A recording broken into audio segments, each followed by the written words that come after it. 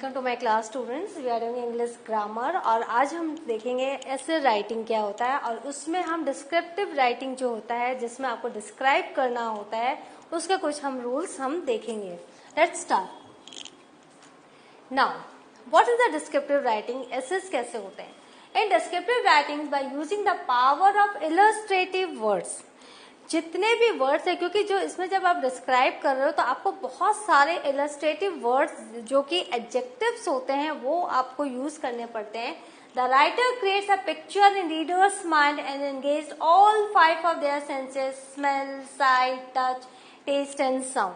तो जब आप कोई भी कहानी पढ़ते हो या किसी भी जब आप चीज का वर्णन पढ़ते हो तो आप खुद को इमेजिन करते हो उस जगह पर या उस घटना में या उस कहानी में। तो ये कैसे होता है? वो इलस्ट्रेटिव वर्ड्स के थ्रू होता है। और जो राइटर है उसने क्या किया है, हमारे 5 सेंसेस को एंगेज कर लिया है। जो हमारे smell, sight, touch, taste and sound जो हमारे जो सेंसेस है उनको उसने एंगेज कर लिया। तो in the same way you will have to write an essay if it comes as a descriptive essay. In descriptive essays thus don't just tell, show. तो आपको सिर्फ कहना नहीं है, आपको दिखाना है। दिखाना कैसे? शब्दों के माध्यम से आपको दिखाना है। Be clear and concise. आपको बहुत ही क्लियर होना है, आपको कंसाइज होना है। That is in briefly point to point आपको बताना है। And be organise. और बहुत ही ऑर्गेनाइज्ड वे में आपको अपना ऐसे लिखना है। हम एक इंट्रोडक्शन देख लेते हैं। हर जो भी हमारा ये रहता है, जब हम कोई भी ऐसे लिखते हैं तो पहला जो पैराग्राफ होता है वो इंट्रोडक्टरी पैराग्राफ होता है। एंड इट्स वेरी इंपॉर्टेंट, क्योंकि जब हम कोई भी ऐसे पढ़ते हैं तो इंट्रोडक्शन पर हमारा सबसे ज्यादा ध्यान जाता है। तो उस इंट्रोडक्शन में क्या होता है? The main topic of the essay is introduce to the reader together with the reason why it is being written. तो उसमें 2 काम होते हैं इंट्रोडक्शन में। पहला, मेन टॉपिक जो है उसको इंट्रोड्यूस किया जाता है और वो रीजन लिखा जाता है कि क्यों ये जो टॉपिक पर हमने लिखा है, why it is written, why it is being written, और वो रीजन क्या है। It should start with a strong opening sentence. और हमेशा जो इंट्रोडक्शन होता है बहुत स्ट्रॉन्ग ओपनिंग सेंटेंस से स्टार्ट होना चाहिए। और quote that will catch attention, या कोट, कोई भी आप कोटेशन लिख सकते हो अपने इंट्रोडक्टरी लाइन को आप बहुत इम्प्रेसिव बनाने के लिए। और जो फर्स्ट लाइन होती है वो इतना कैची होना चाहिए कि आपका जो ऑडियंस है, आपका जो रीडर है, उसकी पूरी अटेंशन जाए उस पर और वो पूरा का पूरा ऐसे आपका वो पढ़े। At the end of the introductory paragraph, a thesis statement should be presented. तो आपका thesis statement, आपने किस पर अब आपको बात करना है, वो इंट्रोडक्टरी पैराग्राफ के अंत में वो स्टेटमेंट आना जरूरी है, क्योंकि अब आप बाकी के पैराग्राफ में आप उसी को प्रेजेंट कर रहे हो, उसी को डिस्क्राइब कर रहे हो। This section is concerned with giving the readers a general idea of what the essay is about. तो जो इंट्रोडक्टरी जो पैराग्राफ होता है वो एक हम रीडर्स को एक जनरल आइडिया देता है कि आप किस चीज के बारे में बात कर रहे हो। The introduction session is followed by the body of the essay. और जब ये इंट्रोडक्शन सेशन हो जाता है तो उसके बाद जो बॉडी ऑफ द एसे है वो हम स्टार्ट करते। तो इंट्रोडक्शन में आपने देखा, सबसे पहले हम टॉपिक के बारे में बताते हैं, वो रीजन बताते हैं क्यों ये टॉपिक हमने चुना है, और फिर हम एक थीसिस स्टेटमेंट लिखते हैं कि अब हम इस टॉपिक के बारे में डिटेल में आपको बाद में बताएंगे। तो ये बहुत ही अटेंटिव होना चाहिए। हमारा जो रीडर है उसके पूरे अटेंशन को ये ग्रैब करने वाला हमारा इंट्रोडक्शन होना चाहिए।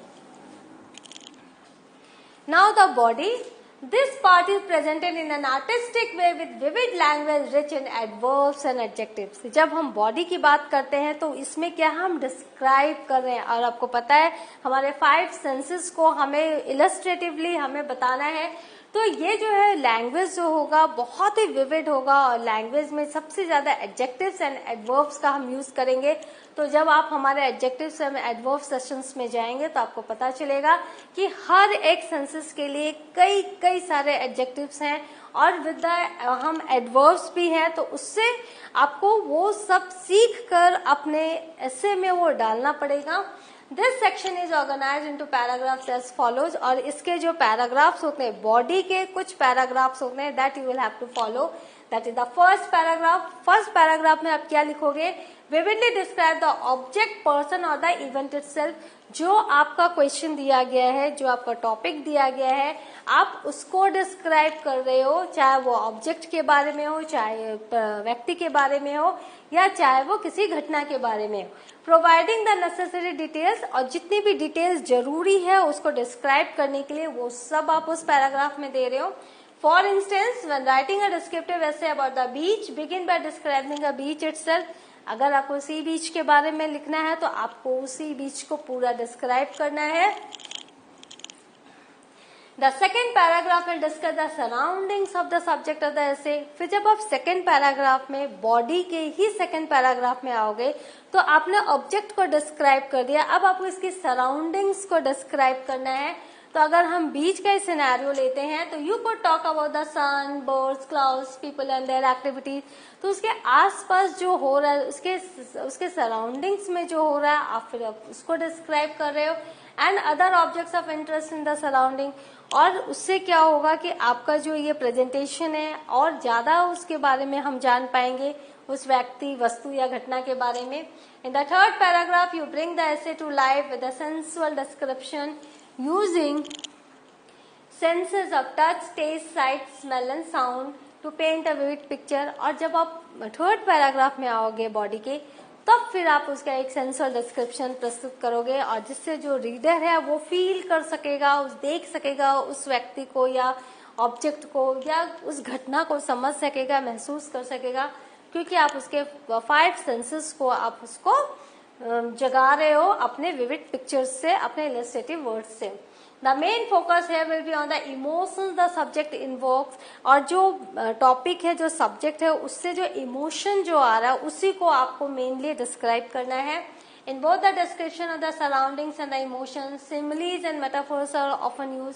और जब सराउंडिंग को आप यूज कर रहे हो और डिस्क्राइब कर रहे हो, जब आप इमोशन डिस्क्राइब कर रहे हो, तो सिमिली और मेटाफोर जो फिगर ऑफ स्पीच है उसका आप बहुत सारा यूज करो, ताकि जो आपका ये एसे है बहुत ही इंटरेस्टिंग बन जाए और जो रीडर है वो ग्लूड हो जाए आपके इस एसे में।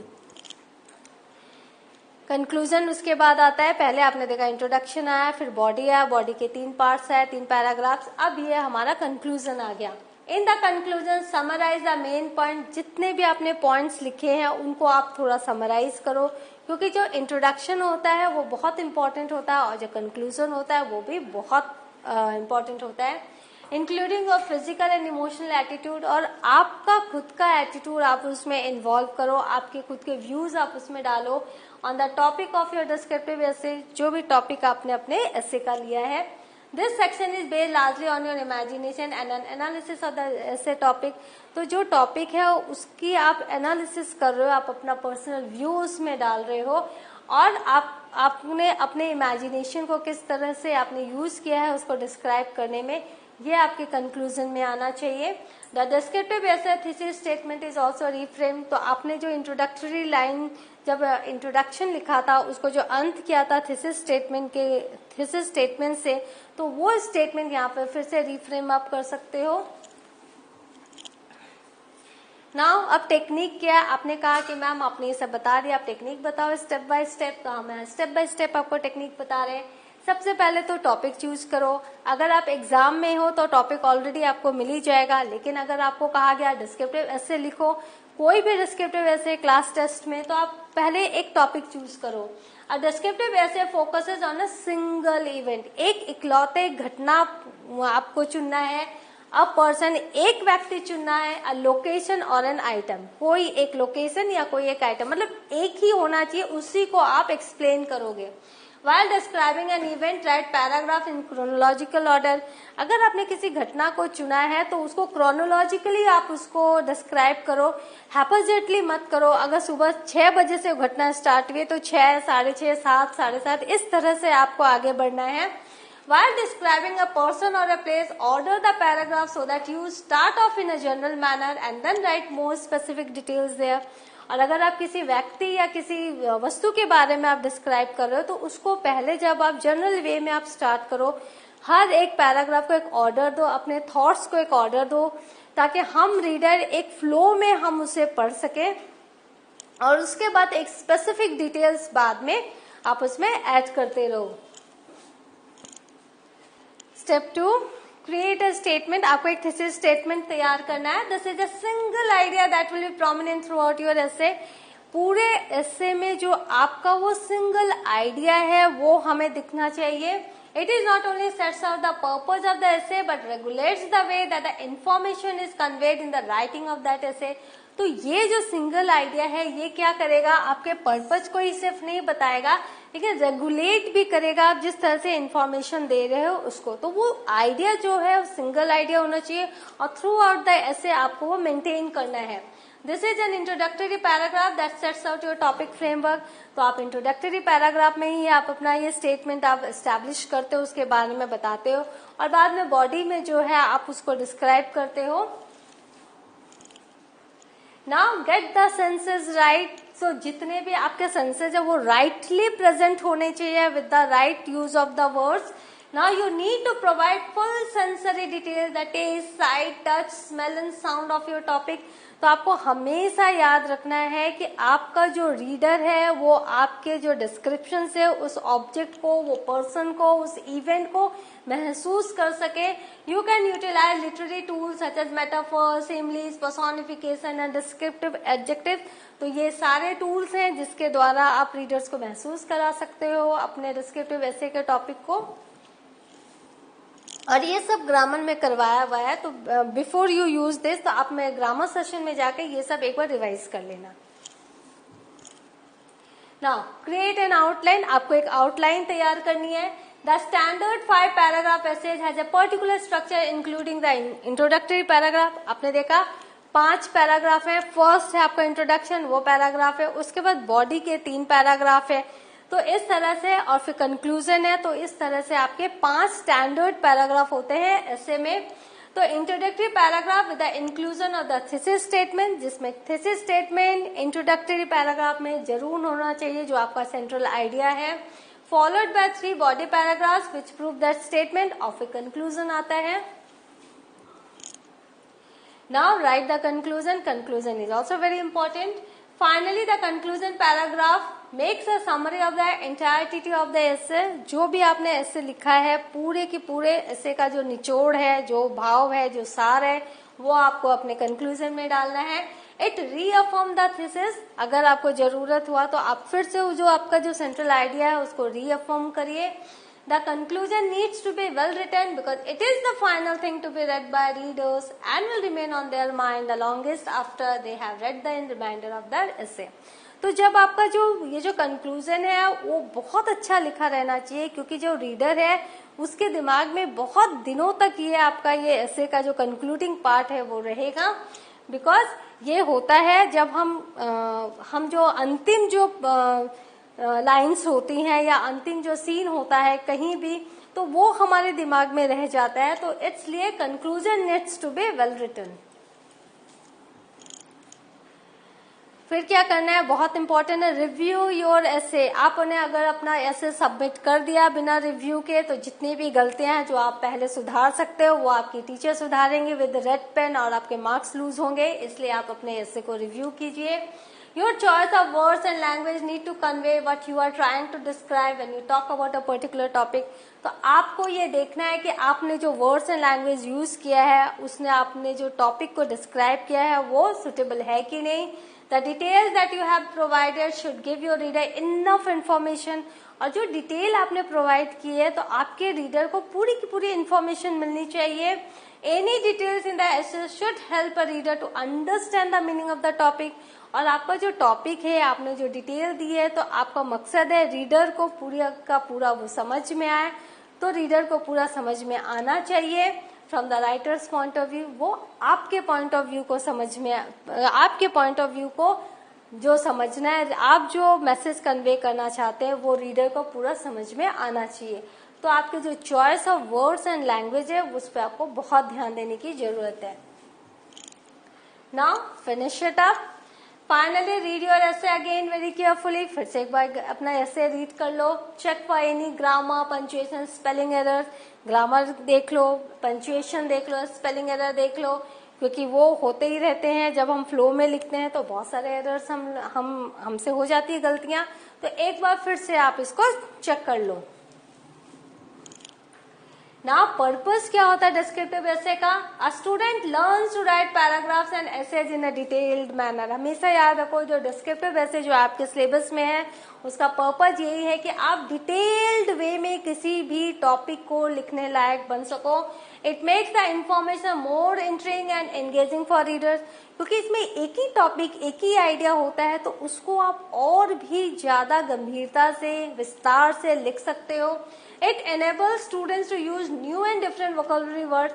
और एक ही चीज को जब आपको वर्णन करना है 5 पैराग्राफ में लिखना है तो आप एक ही शब्द का बार बार इस्तेमाल नहीं करोगे, आपको बहुत सारे शब्दों का इस्तेमाल करना पड़ेगा। तो इससे क्या होगा, आप थोड़े वर्ड्स पढ़ोगे और आपकी वोकैबुलरी भी इंक्रीज होगी।